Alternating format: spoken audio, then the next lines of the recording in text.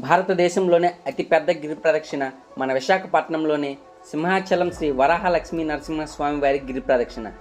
ఈ గిరి ప్రదక్షిణ 2025వ సంవత్సరంలో జూలై 9న మొదలై జూలై 10 ఆషాఢ పూర్ణిమ రోజు పూర్తయింది.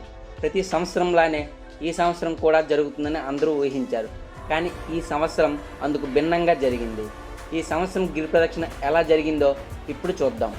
9వ తారీఖు మధ్యాహ్నం పూజారులు రథానికి ప్రత్యేక పూజలు చేసిన అనంతరం అనువంశిక ధర్మకర్త శ్రీ పోషపాటి అశోక్ గజపతిరాజు గారు కొబ్బరికాయ కొట్టి జెండా ఊపి ప్రారంభించారు.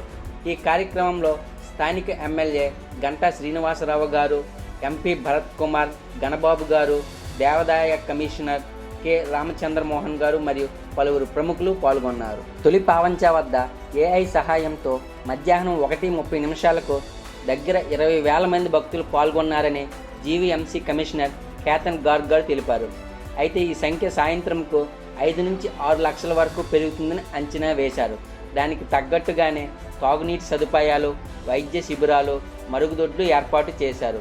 ఎన్నో స్వచ్ఛంద సంస్థలు, దాతలు పాల్గొనే భక్తులకు మార్గమధ్యమంలో అల్పాహారాలు, బిస్కెట్ ప్యాకెట్స్, పులిహోర, ఓఆర్ఎస్, టాటా గ్లూకోజ్ వంటి పదార్థాలు పంచడం జరిగింది. ఇవి ప్రతి సంవత్సరం జరిగేవే, కానీ ఈ సంవత్సరం అంచనాకు మించి భక్తులు పాల్గొన్నారు.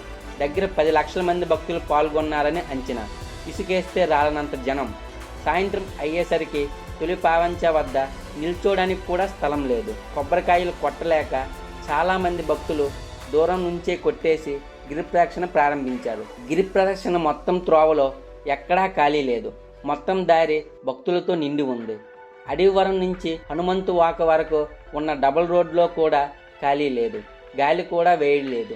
అదీ కాక ప్రతి సంవత్సరం గిరి ప్రదక్షిణ రోజు వర్షం పడుతుంది అంటారు, కానీ ఈ సంవత్సరం అది కూడా జరగలేదు. దానికి భిన్నంగా 9, 10 తేదీలలో తీవ్రమైన ఎండ కాచింది. దీని తీవ్రత 5 వరకు ఉంది. దీనితో చాలామంది భక్తులు గిరి ప్రదక్షిణ సాయంత్రం ప్రారంభించారు. అందుకే తొలి పావంచ వద్ద ఒక్కసారి భక్తులతో కిక్కిరిసిపోయింది. కానీ ఎటువంటి తొక్కిసలాట్లు జరగకుండా పోలీసులు, సిబ్బంది చాలా చాకచక్యంగా వ్యవహరించారు.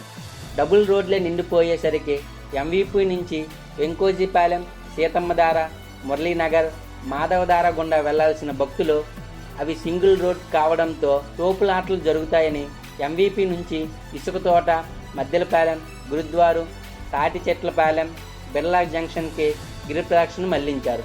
దీనితో 32 కిలోమీటర్లు చేయాల్సిన గిరి ప్రదక్షిణ 40 కిలోమీటర్లకు పైగా నడవాల్సి వచ్చింది. ఈ ప్లానింగ్ ముందు నుంచి లేకపోవడంతో ఆ దారిలో ఎటువంటి తాగునీటి పాయింట్లు కానీ, మరుగుదొడ్లు కానీ, వైద్య శిబిరాలు కానీ లేవు. స్వచ్ఛంద సంస్థలు కూడా ఆ త్రోవలో ఎక్కడా ఏం ఏర్పాటు చేయలేదు. భక్తులు తీవ్రమైన ఇబ్బంది ఎదుర్కోవడం జరిగింది. ఎక్కడ పడితే అక్కడ రోడ్లపై భక్తులు పడిపోయారు, స్పృహలు కోల్పోయారు, అలిసిపోయారు. హైవే 2 వైపులా భక్తులే ఉన్నారు. ఆ త్రోవలో వాహనాలు కూడా వచ్చాయి. ఫుల్గా ట్రాఫిక్ జామ్. పోలీసులకు ఏం చేయాలో అర్థం కాలేదు. అనుకున్న దానికంటే ఎక్కువ మంది భక్తులు రావడంతో సాయంత్రం 7 అయ్యేసరికే త్రోవలో ఏర్పాటు చేసిన మంచినీటి పాయింట్ల దగ్గర నీరు కూడా అయిపోయింది. స్వచ్ఛంద సంస్థలు ఏర్పాటు చేసిన పాయింట్ల దగ్గర తక్కువలో తక్కువ 300 నుంచి 500 మంది జనం అయినా ఉంటారు.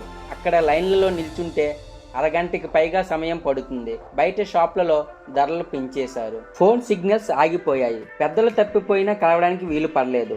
అంతమంది జనంలో రెప్పపాటు సమయంలో తప్పిపోయేవారు. కాల్స్ చేద్దామంటే కలవడం లేదు. అలా ఉన్న పరిస్థితుల్లో పోలీసుల పనితీరు మెచ్చుకోవాల్సిందే. తప్పిపోయిన పిల్లల్ని, పెద్దవారిని RFID ట్యాగ్ల ద్వారా కంట్రోల్ రూమ్ ద్వారా అలర్ట్ చేసి కలుసుకునేలా చేసేవారు. నడకదారి పెరిగిపోవడంతో, తగిన వస్తువులు లేకపోవడంతో చాలామంది భక్తులు మధ్యలోనే విరమించుకున్నారు. అదీ కాక గుడికి 5 కిలోమీటర్ల దూరంలోనే వాహనాలు ఆపేయడంతో ఆ 5 కిలోమీటర్లు కూడా నడవాల్సి వచ్చింది. గిరి ప్రదక్షిణ అయిపోయాక కూడా భక్తుల రద్దీ తగ్గకపోవడంతో వెళ్ళేటప్పుడు కూడా వాహనాలు లేక ఆ దూరం కూడా నడవాల్సి వచ్చింది. ఎండ ఎక్కువ అవడంతో అప్పటికే పొక్కుపోయిన కాళ్ళతో నడుస్తుంటే భక్తులకు ప్రాణాలు తేలిపోయినట్టు అనిపించేది. ఇన్ని సంవత్సరాల చరిత్రలో ఈ సంవత్సరమే అత్యధిక మంది భక్తులు పాల్గొనడం జరిగింది. దీనితో ఊహించని ఇబ్బందులు ఎదుర్కోవాల్సి వచ్చింది. నేను, నా స్నేహితులు కూడా సాంప్రదాయకంగా పంచికట్టుకొని మరీ పాల్గొన్నాం. ఇలా ఈ సంవత్సరం సింహాచలం శ్రీ వరాహ లక్ష్మీ నరసింహస్వామి వారి గిరి ప్రదక్షిణ పూర్తయింది.